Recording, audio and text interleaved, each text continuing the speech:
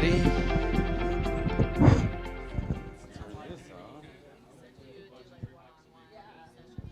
Good morning, 1 million cups, friends. How's everybody doing this morning?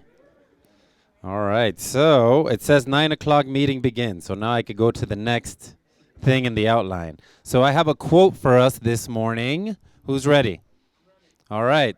So it says here, dreams are had at night, so you can make them a reality during the day. If that's not the entrepreneur's, that's my life, that's for sure. I've been dreaming about the Wingfest, and it doesn't let me go to sleep, so I have to do things during the day. So my name is Flip Aguilera, and I am the MC for today.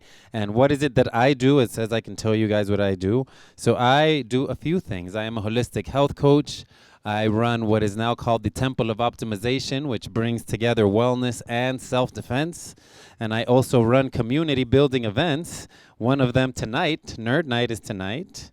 Memoirs is the last Monday of every month. And then the Best of the West Wing Fest will be happening on August 6th over by the FH Beer Works. If you want more information, ask me for a flyer. I've got some, and I will happily give that to you. So what is 1 million cups? 1 million cups is not necessarily a networking meeting where we come together and network. There is networking that happens because we are here and we all want to get to know more about each other.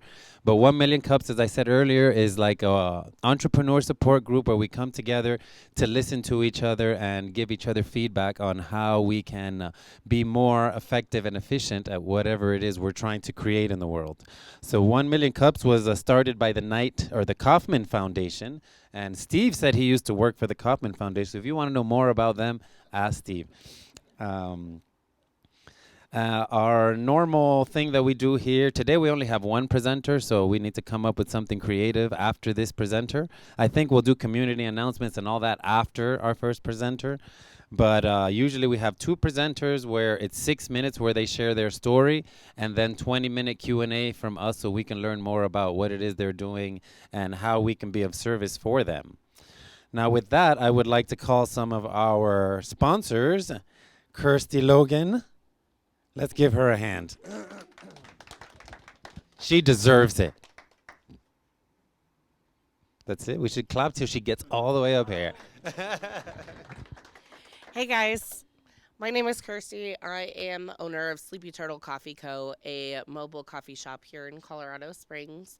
I wanted to talk about my private labels that I actually just started doing. So for companies all over and various organizations, I can do what's called a private label.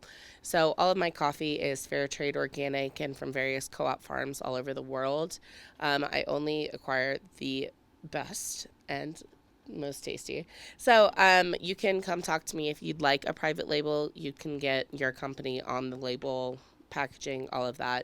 It can all be compostable or, yeah. So just talk to me. Talk to her. And clap till she gets all the way back. All the way back. Thank you, Kirsty. And now let's call up our coffee roaster sponsor for the month, or coffee sponsor. Not drop the roaster. We already did that one. Rosemary Jaramillo with the Alzheimer's Association. Thank you. Good morning, everybody. So Alzheimer's Association is a nonprofit organization. We are nationwide. We are the leading nonprofit in research. And so Alzheimer's is really a disease that affects over 6 million people. The numbers we were reporting last year was over 5 million. So we're about 6.5 million people this year. And so it's important that we have volunteers, and our volunteers run our support groups. Our volunteers run our education classes, because we are 3-woman strong organization that handles 19 counties. And so one of the examples is our Caring for Veterans Through Alzheimer's and Other Dementia. This is a series, a 6-week series. It's statewide, so it's virtual. And it is happening starting on the 30th. And you can see where our volunteers come in, and they actually take the first part of this. And then we've partnered with other veteran organizations. We did this last year. It was very successful, and so we're just kind of ramping it up. If you cannot make this, please register anyway. We have a lot of information on there, and we will be recording and sharing those recordings. So thank you all, and nice to see you. Thank you, Rosemary. All right. So I don't see anybody here of our coffee cup sponsors of the SBDC and BBB, but let's give them a shout out anyway. So thank them for our cups, because without cups, we'd have to drink it in our hand, and it's hot and it's not nice. All right, so with that, again, we're going to do all of our community announcements and all of that after. So now it's time for our first presenter, and I think I saw him walk in. So let's put our hands together for Niko from Ghostprint. And he's going to let us know what the Ghostprint is all about. Yes. You want this here or you want to hold it? Yeah, if I can put it up there. There you go. Got some notes. So, hello, I'm Niko. I go by the Growing Guru, and I want to start off by just giving you a little brief background of myself. Another nickname I go by is Nebraska Niko, because that's where I was born, in Omaha, Nebraska, and so that has had a huge influence on my life. I visit my cousins all the time that are on farms and on ranches, and so I'll jump a little bit forward to another life-impacting experience, which was I have dyslexia, and I was diagnosed at 3rd grade. Luckily, I had some amazing teachers that inspired me to keep learning, which has been a huge part of my life. So much so that in 6th grade, I was in a Battle of the Books book club as a dyslexic and ADHD kid, which is pretty amazing, you know. And then so I just want to jump a little bit more forward to a life-altering experience.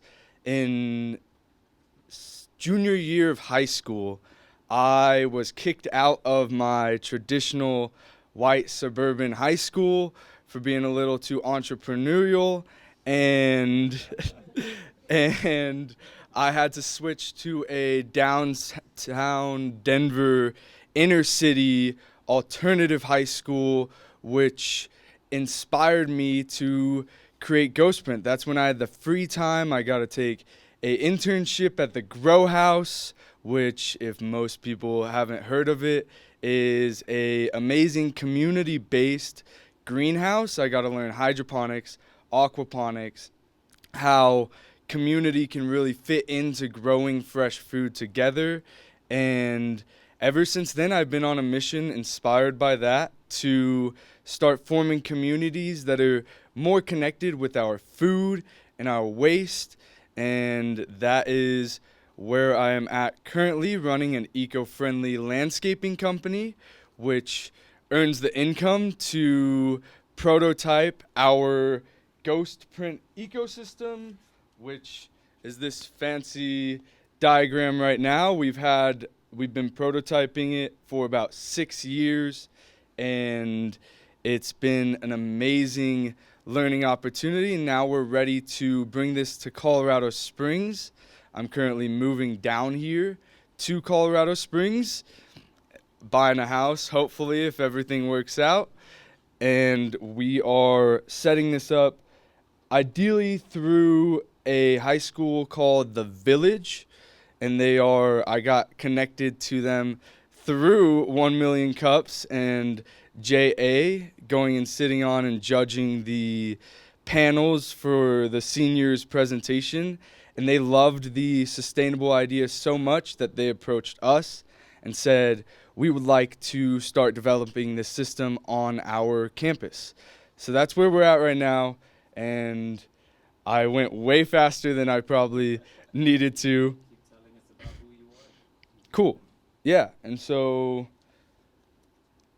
I love a cool fact about myself recently is I'm kind of a environmental hippie. I know that's funny to say, but I just went down to Washington, D.C., got back 2 days ago, talking with Bennett about how he's going to be supporting farmers and lumberjackers to really make our agricultural background, our agricultural industries and logging industries more sustainable.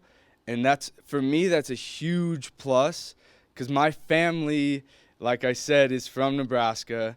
I was just out there visiting them, and if they just took these techniques and had the funding to swap out some of the techniques like big barn cattle ranching and made it more holistic, which takes funding that Bennett is saying that he's releasing right now. Like, told me straight to my face that he looks forward to giving these farmers that funding. And that was a really eye-opening and cool experience to hear somebody that's so high up in our political system to actually care about farmers that are my cousins, you know? And that's a little cool life experience. Can I open it up to questions? Are we cool to finish like early? I can always speak more. Now we have 20-minute Q&A. Cool. Niko, why composting? Oh, composting is a very interesting topic. Composting is... I think before you get into that, because at least for me, it wasn't clear what Ghostprint does. Right. Get into that question. Okay. Please tell us what Ghostprint is, So then we can answer about composting. that sounds great. I'll specify. The Growing Gurus is our landscaping company. That is, we do eco-friendly landscaping. We're focused on reducing organic waste. So everything that we do, we don't waste. About 95%. Everything, like, we try and make sure that it's fed to our goats, that goes into our Ghostprint system, right? And that's what Ghostprint is it's erasing our carbon footprint, our environmental footprint.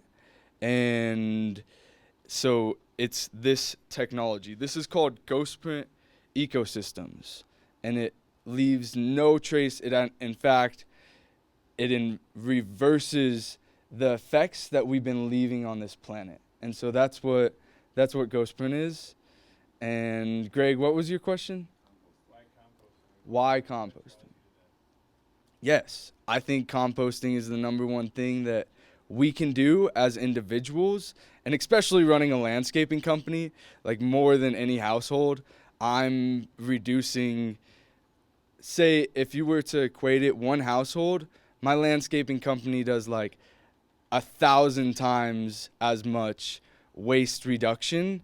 So I think that with that composting, a lot of it that we're reducing is compost, and we're actually able to turn it into fuel with this system. But compost is so powerful. It's nature. We are compost, you know, and we're just throwing it away currently. And that's kind of like throwing ourselves away, in my opinion. Like, we need to treat this planet with health. And I think composting reconnects us with nature. I call it Mother Nature.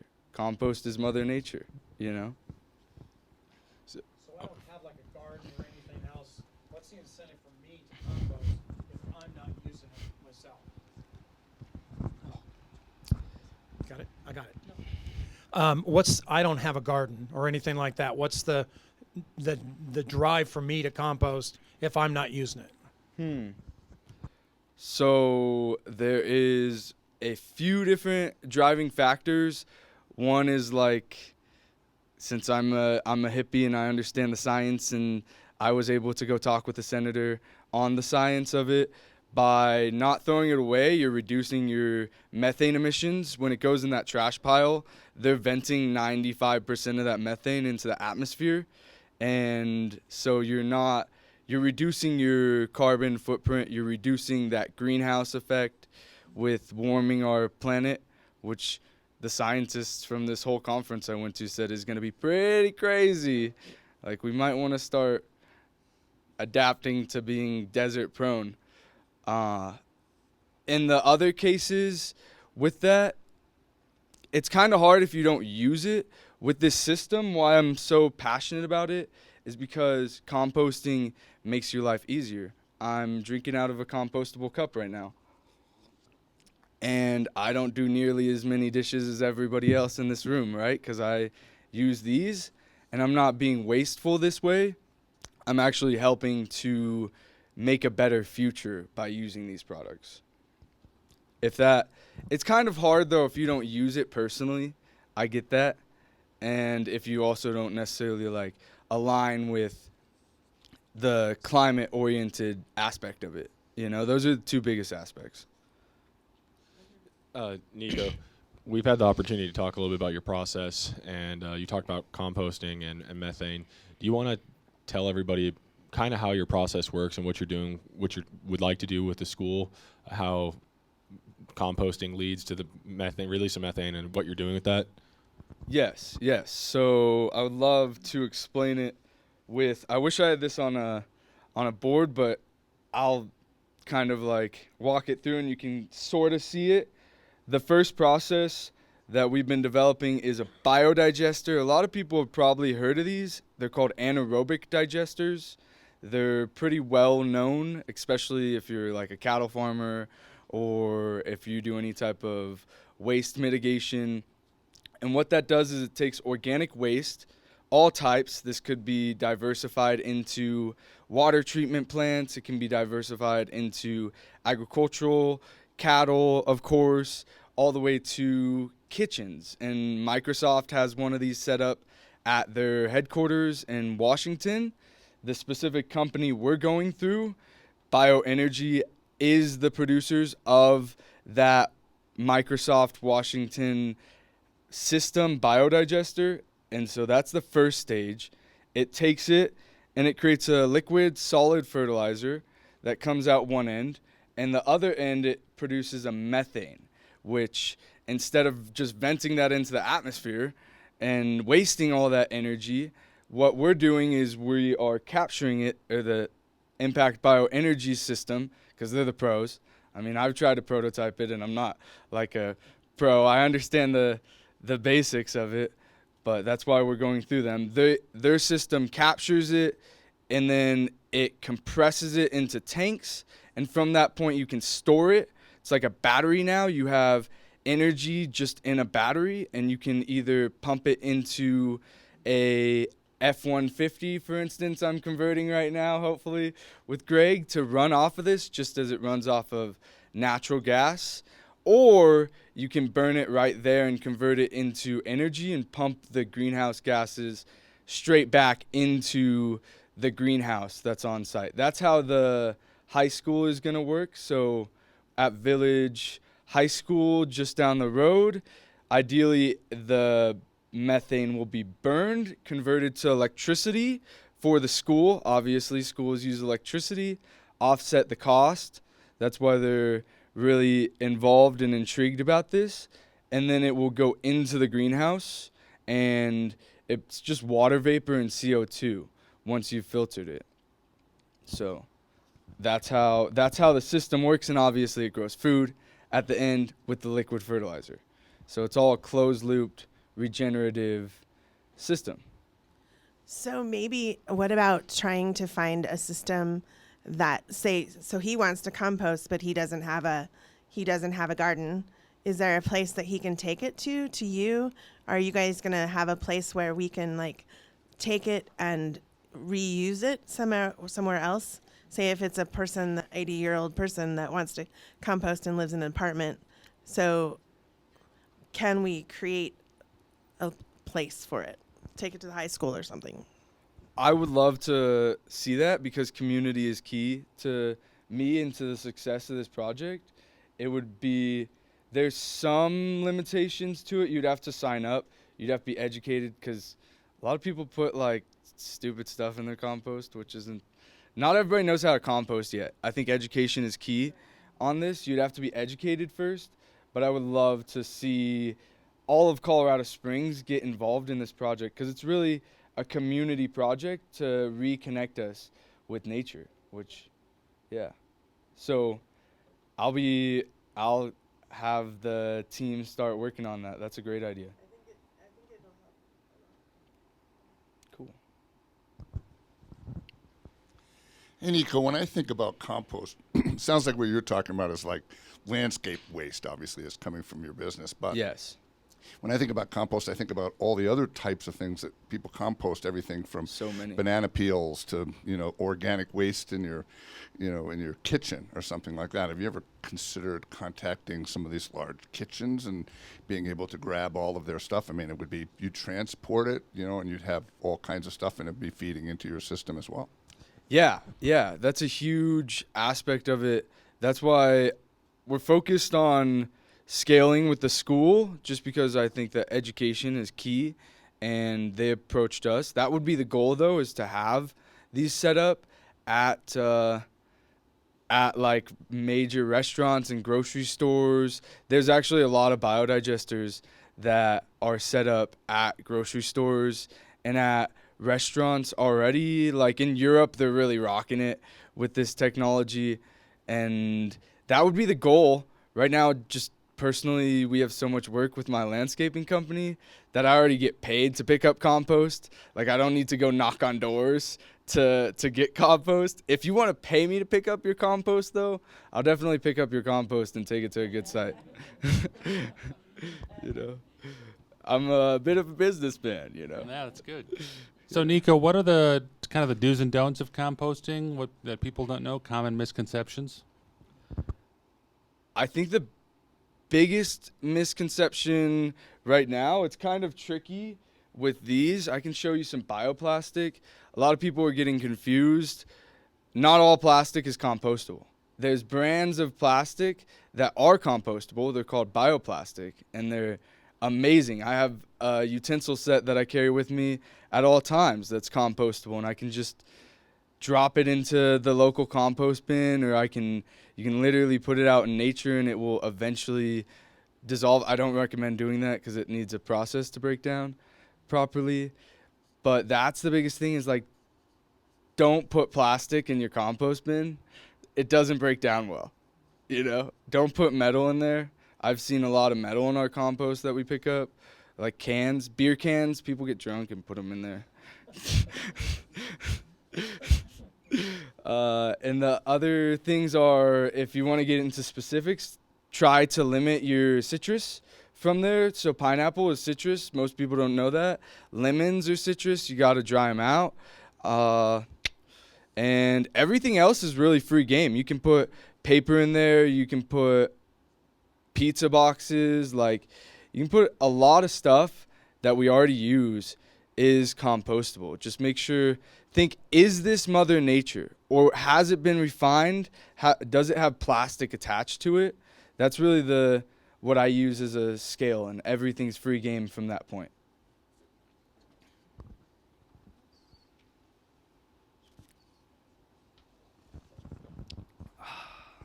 Is there a separation that should be had between like fruits, vegetables, protein in a compost or anything like that? Yes, the nuances of composting. This is why I love this system so much, personally, because it can compost anything, almost anything. It can even compost like metals if they don't have plastic coated on them, So, but if you're just doing a backyard composting system, you should not include meats. That attracts animals. They rip up your compost bin, and it's bad. It can also attract some pests. So if it's your own backyard composting system, you should not put meats, dairy, cheese, that is dairy, other like objects that are animal products, bones, they don't go well in your backyard compost bin. Right. But this system, if we're rolling out like 5-gallon bucket pickups, which would be my goal to serve homeowners and all that food waste that people are producing, that we would be able to take everything other than plastics.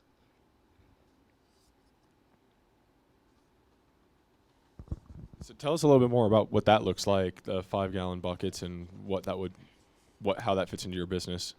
Right. So my business is based out of Parker because that's where I'm at currently. And the 5-gallon bucket model is really sweet because there's already a lot of success in Parker. I have a few clients. We're already picking up 5-gallon buckets. We're getting paid to pick up their compost. It's kind of my model.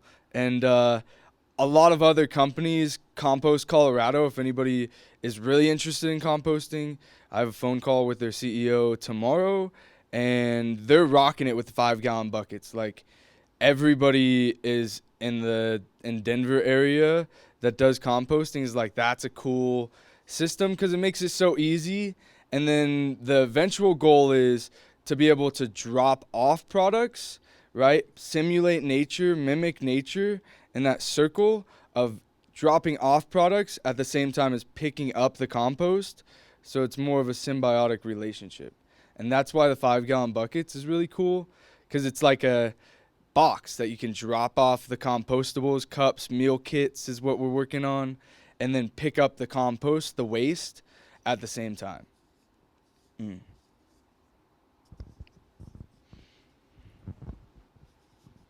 Now, you keep talking about 5-gallon buckets. How often is the pickup?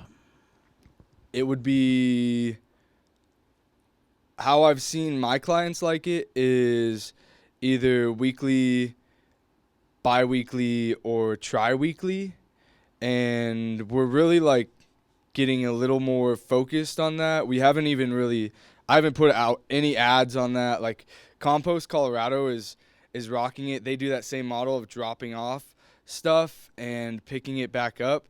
They have recently gotten a lot of venture capital funds, so they're also setting up their own similar composting system in Denver.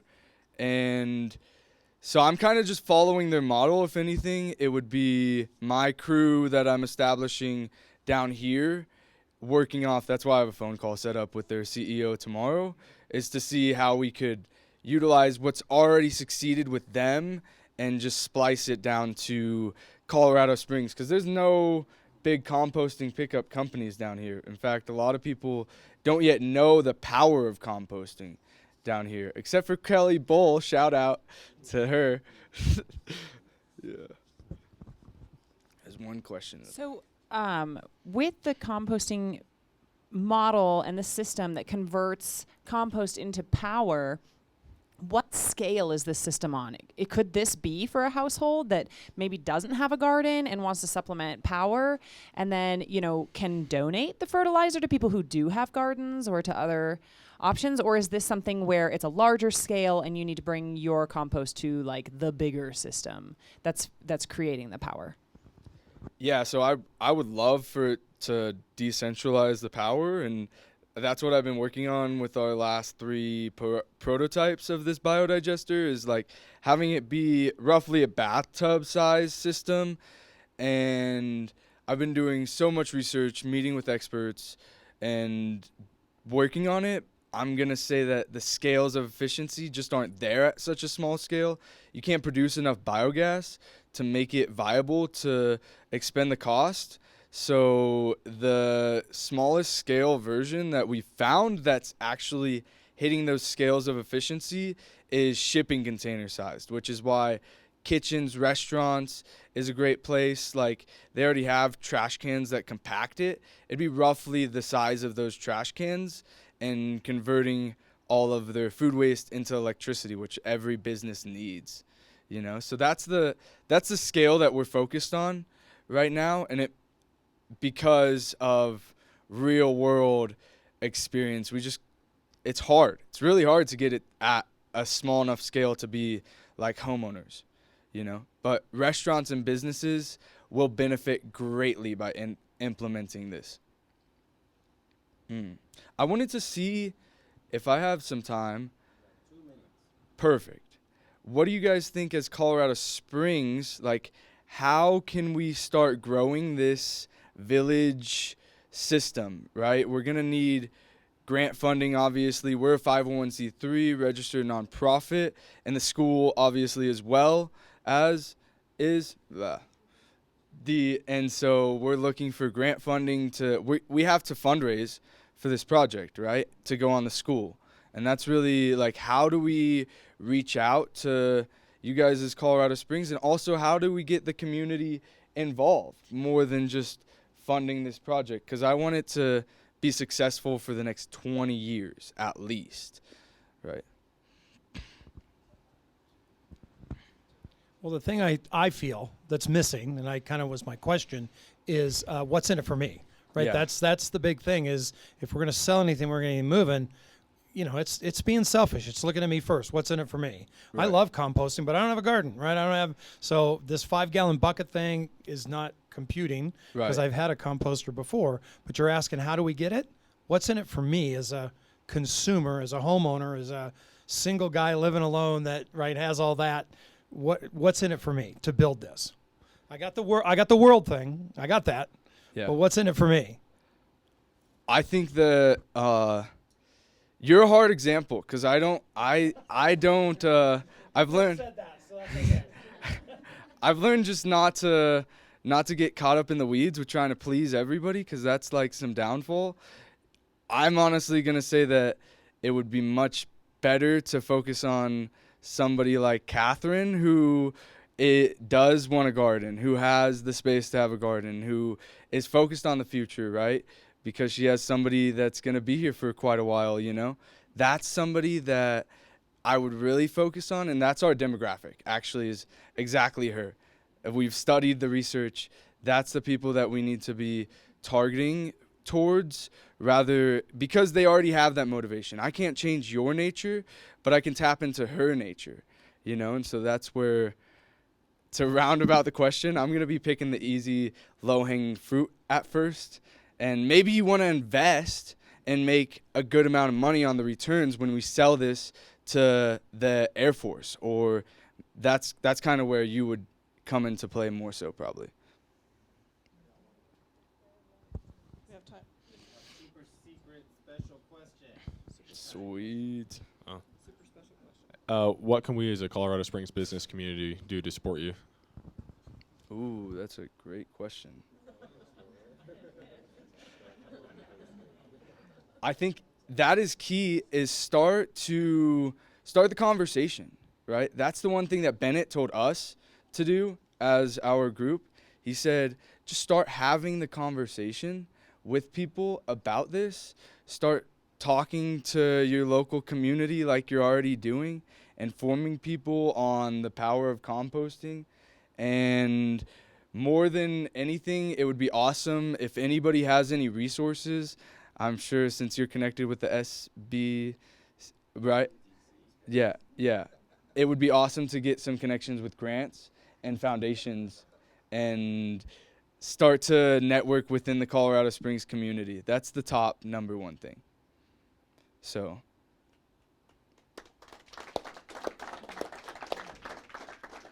Went well.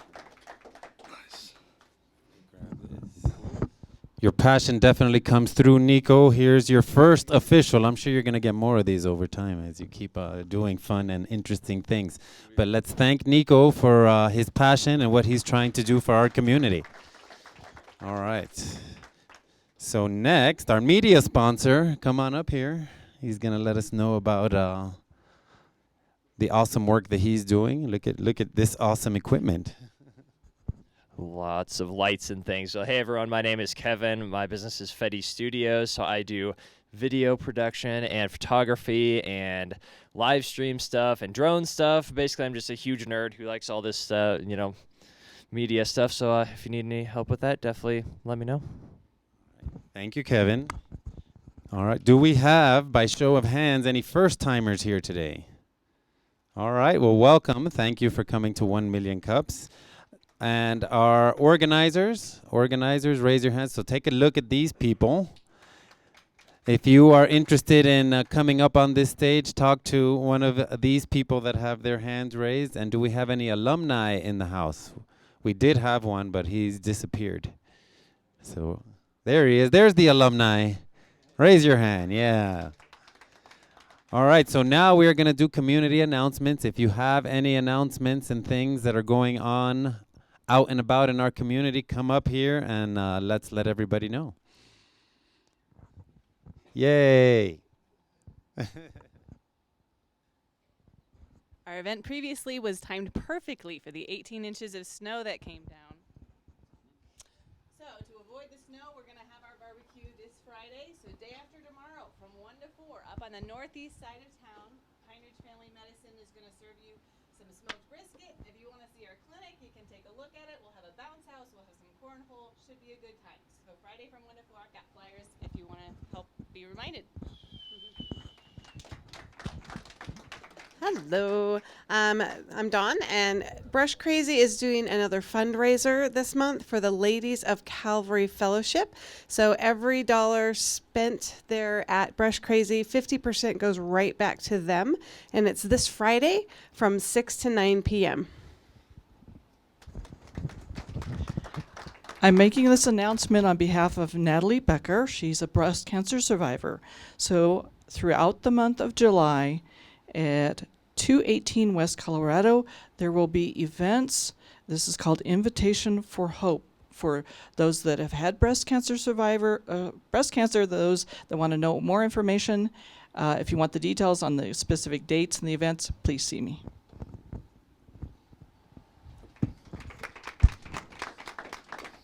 And I do some acting here in the community. Springs Ensemble Theater has a production going on. It's called The Revolutionist.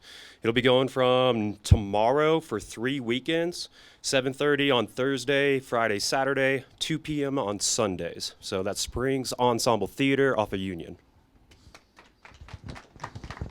All right, and I will reiterate, so I have 3 things. First thing is, if anybody wants to learn how to defend themselves, at 11 o'clock right here at the next to us at the basement, down here somewhere, we do a self-defense class, and I only want people that resonate with this quote. If this quote doesn't resonate with you, don't show up. And the quote is, self-defense is not just a set of techniques. It's a state of mind that begins with the thought that you are worth defending. So if that resonates with you, come check it out. First class is always complimentary, so that's that. And then again, tonight is Nerd Night at Kawadi, 6:30 p.m. We will be talking about water, fire, and earth, all types of nerdy things. And then last Monday of the month, memoirs. And this month's memoirs, the theme is what is normal. So come on out to all those free community building things, and we will see you at all those things. So now, let's see. Can Judy come up and tell us about how amazing the next us is? Now let's give Judy a hand. Hey guys, I just actually wanted to talk a little bit about the quote that Flip said earlier, that dreams happen at night so that you can make them come true during the day. So funny story, last night, all night long, I was in one of the hourly co-working rooms here, a private office by the hour, focusing on a request for a proposal, an RFP for a grant, working through the night to try to make dreams come true. So this space has all kinds of flexible opportunities for people to make their dreams come true. We are the backdrop, just the canvas. You're the artist, and you're the one who can make whatever you see happen. So, and another example is this awesome shirt I'm wearing by Edifice Clothing, who is a multi-talented member of ours who has just set up a bit of a display as he's doing his content. So if you have time at the end, wander through the second floor and check out some of his awesome Colorado swag. And thanks all for being here to support the entrepreneurs. Thank you, Judy. All right, so I think we've got 20 minutes left, so why don't we break up into like groups of 6? Can we break up, find 5 other people you may or may not know, and let's make little circles. Groups of 6. 6.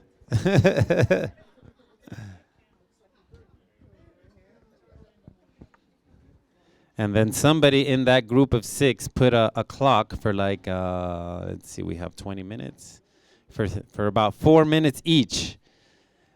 And what we're going to do is everybody's going to get 4 minutes to talk about what it is, the one thing they're trying to accomplish, and get some feedback back from your little group of 6. All right, so once you get your group of 6, somebody start timing, 4 minutes each. And you can get started in 3, 2, 1. Entrepreneurs Unite.